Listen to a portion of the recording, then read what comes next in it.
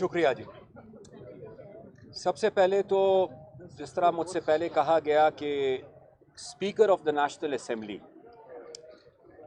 جن کو آج میں speaker of the national assembly نہیں کہہ سکتا ان کی کردار کی وجہ سے، بلکہ میرے خیال سے شاید ان کو پی ٹی آئی کا چیف وپ کہنا زیادہ مناسب ہوگا. اس سے پہلے بھی انہوں نے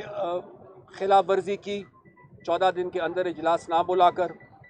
اور آج ایک بار پھر انہوں نے یہ کوشش کی کہ جو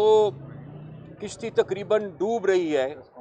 اس کو وہ 2 دن کے لیے اور بچا لے. میرے خیال سے ان کے اس رویے کی جتنی مذمت کی جائے یہ کم ہوگی. اور دوسری طرف ہم یہ سمجھتے ہیں کہ ان کو تو ہمارا شکر گزار ہونا چاہیے کہ یہ آئے تھے سلیکشن کے ذریعے، اور ہم ان کو بڑی عزت کے ساتھ ایک جمہوری طریقے سے رخصت کر رہے ہیں، ووٹ آف نو کانفیڈنس کے ذریعے. ہمیں یہ بتایا جائے کہ آیا ووٹ آف نو کانفیڈنس کوئی غیر آئینی کام ہے؟ ہمیں یہ بتایا جائے کہ آیا ان ایم این ایز کا یہ حق نہیں ہے کہ یہ اپنی مرضی کے مطابق وزیر اعظم کا انتخاب کرے؟ ہمیں یہ بھی بتایا جائے کہ جو لوگ کل تک ان کے ساتھ تھے اور جب یہ ان کے ساتھ مل رہے تھے تو تب یہ خوشی خوشی سے یہ کہتے تھے کہ آج ہم نے ایک اور وکٹ لے لی، آج لوگوں کا ضمیر جاگ گیا.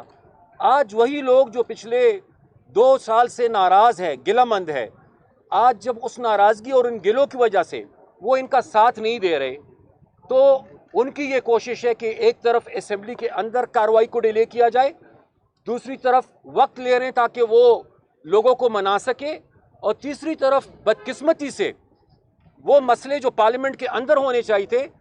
عمران صاحب ان مسئلوں کو جلسوں میں لے جا کر حل کرنے کی کوشش کر رہے ہیں اور اپنے لیے ہمدردی اکٹھی کرنے کی کوشش کر رہے ہیں. تو میرے خیال سے بجائے اس کے کہ وہ حالات کو مزید خراب کرے، بڑی آسان بات ہے، اگر ان کے پاس اکثریت ہے بسم اللہ کرے، اس ہاؤس کے اندر آئے، اپنی اکثریت کو ثابت کرے، اور اگر ان کے پاس نہیں ہے تو جلد سے جلد اس موشن کو ٹیبل کر کے اس پہ ووٹنگ کی جائے تاکہ ہم بڑی خوشی کے ساتھ ان کو رخصت کر سکیں. شکریہ. محسن داوڑ ایک سیکنڈ اس کے بعد بسم اللہ الرحمن الرحیم. جی میرے خیال میں